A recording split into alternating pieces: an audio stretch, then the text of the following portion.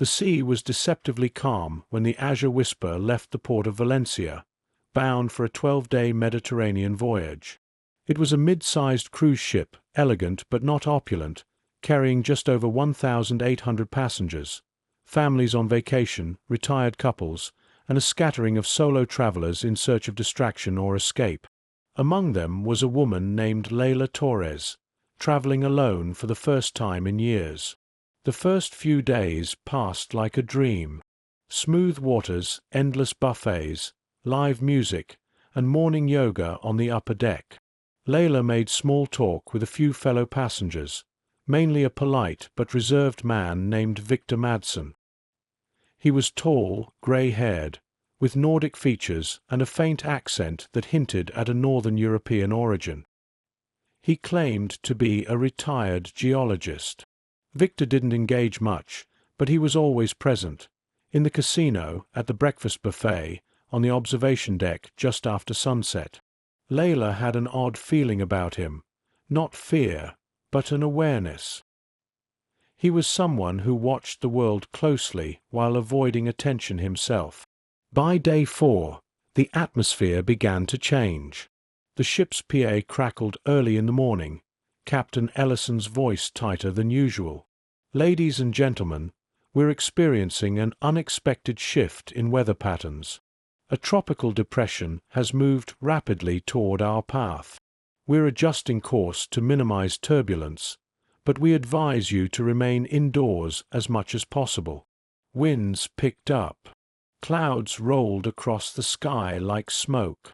By nightfall, the Azure Whisper was caught in it, an unforecasted sea storm of brutal intensity.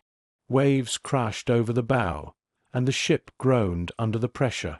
Lights flickered. Furniture slid across the floor in lounges.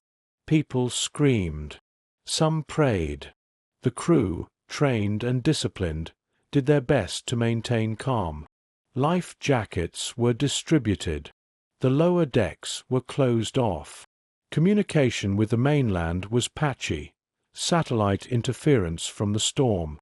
2 days passed. The ship was adrift in open water, with engine failure and communications down to a minimum. Rations were being distributed from storage. Tempers frayed. Fear grew. And then, on the morning of the 7th day, the announcement came. "This is your captain speaking. We've received a rescue signal from the Coast Guard. Assistance is en route. Please remain calm." There was relief, collective, unspoken, like a drawn breath after drowning. People began to smile again. Some cheered. Others cried. But down in one of the maintenance corridors, away from the lounge and sun decks, someone else had heard the news with a very different reaction. Victor Madsen stood frozen in place, his back against the metal wall, clutching a small object in his palm. He wasn't a geologist. While the rest of the passengers began to relax, Victor packed. Quietly, efficiently, in the stale, dim room he had paid for in cash under a false name. He opened the hard-shell suitcase that hadn't been touched since departure. Beneath a layer of clothes lay a false-bottomed compartment. Inside it, a forged passport, several stacks of foreign currency, and a suppressed pistol wrapped in a microfiber towel. Victor Madsen, or rather Eric Klausner, was not supposed to be on any public radar. For over 6 years, he had operated under aliases across 5 countries. Interpol had labeled him as one of Europe's most elusive white-collar criminals, known for orchestrating massive financial fraud, insider trading, and alleged connections to arms dealers. But until recently, they hadn't known his face. Now they did. Just last month, a sting operation in Montenegro had uncovered a USB drive linking Klausner to a money-laundering ring stretching from Zurich to Cairo.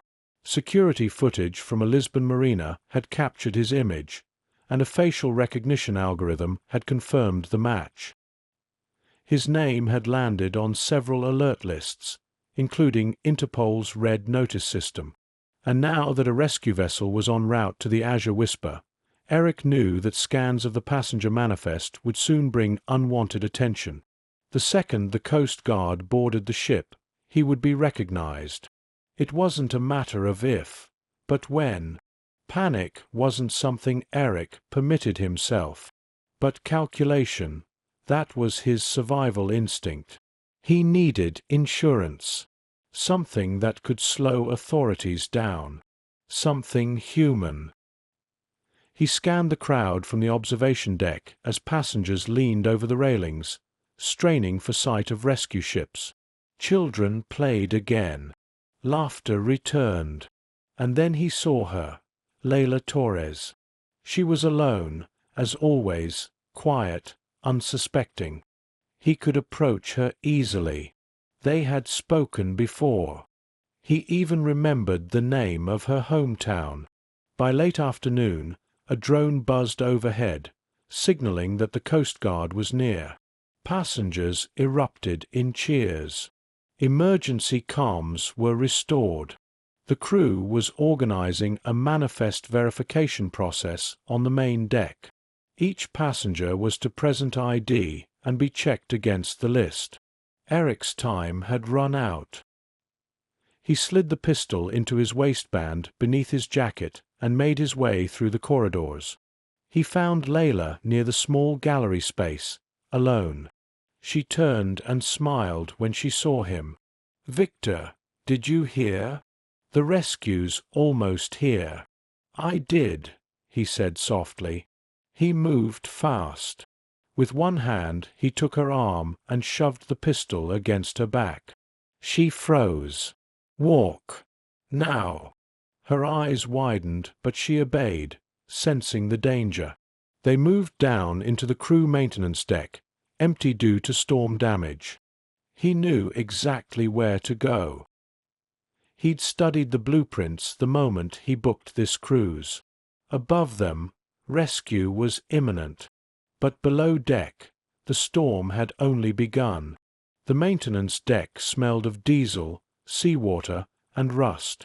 Fluorescent lights flickered above, casting shadows that swayed like ghosts. Leila's sneakers squeaked on the wet metal floor as Eric pushed her forward. "Where are we going?" she whispered. He didn't answer. In Eric's mind, the calculations ran non-stop. When the Coast Guard boarded, they'd search the ship deck by deck. If he stayed hidden, they'd find him. If he ran, they'd trap him. But with a hostage, especially one they believed he might hurt, he could negotiate. Time, anonymity, maybe even an escape. They stopped near an old mechanical storage room. He shoved the door open with his shoulder and gestured her inside. "In." She entered slowly, her hands raised. Her voice cracked. "You don't have to do this. Whatever's happening." "You think I want this?" he snapped, then exhaled sharply. "I didn't come here to hurt anyone." He dragged a chair in front of the door and wedged a pipe through the handle. It wasn't a perfect barricade, but it would buy him minutes. Leila moved to the far wall, keeping her back against it, her eyes on the weapon. "Then let me go. Take someone else if you need her." "No," he said. "You're alone. You're quiet. You're perfect." That chilled her more than anything. Outside, the sound of boots echoed faintly through the corridor. Crew or rescue? Eric's jaw tensed. He needed control, but he also needed her calm. She was shaking now, biting her lower lip. He noticed the small tattoo on her wrist, a crescent moon, simple and clean. "What do you do?" he asked suddenly. She blinked. "What?" "Your job. What do you do?" I'm a freelance editor. Books, mostly." "Do you like it?" A strange, surreal pause. She swallowed. "Sometimes. I used to like mine. Before it turned into this." The gun lowered slightly. She studied his face, conflicted, as if some distant version of himself was fighting to resurface. Maybe he didn't want to kill. But if cornered, would that change? Then came the voice over the intercom. "Attention, all passengers and crew, this is the Coast Guard. The ship is now secured. Please remain in designated safe zones. Anyone requiring assistance, follow crew instructions."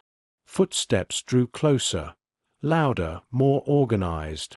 Eric snapped back into urgency. "If they try to storm in, they'll find you dead beside me. I swear to God." Layla stiffened. "You don't have to do this." "Yes, I do." He pulled out a small transceiver radio and tuned to the open rescue channel. "This is Eric Klausner. You know who I am. I have a hostage. If you come for me, she dies first." Static. Then a voice answered, calm and precise. "Mr. Klausner, this is Captain Lyon Farge of the French Coast Guard. We hear you. Let's talk." Eric exhaled, lips trembling slightly. The tension in the room pulsed like a living thing.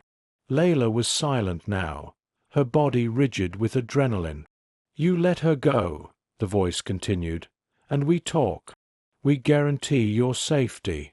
No tricks." Eric laughed bitterly. "You expect me to believe that?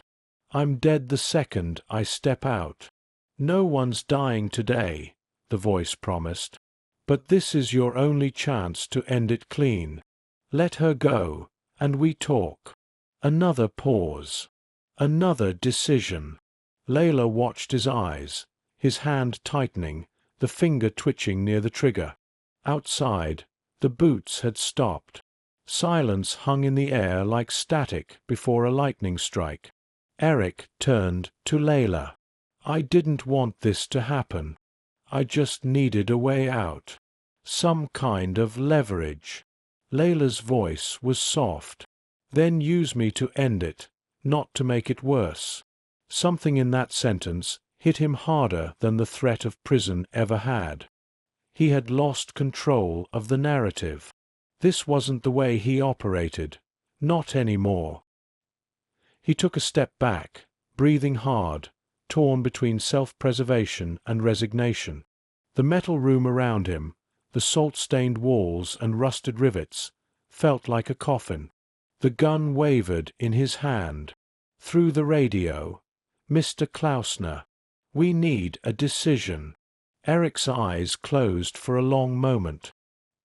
He exhaled, then slowly lowered the weapon to the ground. A second later, he kicked it across the floor toward the door. It clattered to a stop just beneath a leaking pipe. Layla watched, her breath caught in her throat. "I'm letting her go," Eric said into the radio. He moved to the door and unwedged the pipe. The door opened slowly, revealing two Coast Guards in bulletproof vests, rifles lowered but ready. Layla stepped out first, hands raised. One of the officers guided her aside, checking her for injuries. She was pale but unharmed. Behind her, Eric emerged slowly, hands raised above his head, palms open. They moved swiftly. He was disarmed again, cuffed, and pushed against the wall. As they read him his rights in rapid French and English, Eric didn't resist. He didn't speak. It was over. Hours later, Layla sat wrapped in a blanket inside the ship's infirmary, sipping hot water. The storm had passed. The sky was clear now, the sea a glassy plain under a violet dusk. Passengers milled about in hushed awe, as if waking from a collective nightmare. A security officer approached her gently. "Ms. Torres, you saved lives today. Your calm helped us contain a dangerous man. Thank you." She shook her head. He didn't want to hurt anyone. Maybe not. But people like him live on borrowed time. And eventually, that time runs out. Layla nodded, eyes distant. 2 days later, the Azure Whisper docked in Marseille under heavy security presence. News crews waited at the port. Footage of the standoff had leaked. Grainy images of Eric being led away in cuffs, Layla exiting behind him unharmed. Reporters tried to catch her name, but she kept her head down, refusing interviews. Inside her cabin, Layla stared at the folded note Eric had slipped into her coat pocket just before surrendering. "I'm sorry. You didn't deserve to be part of this. Tell your stories. Make them true. E.K." She burned the note in a metal sink that night, watched the ashes swirl and vanish down the drain. Some storms come from the sea. Others live in people. And some, like the one that passed through Azure Whisper, leave behind more silence than noise.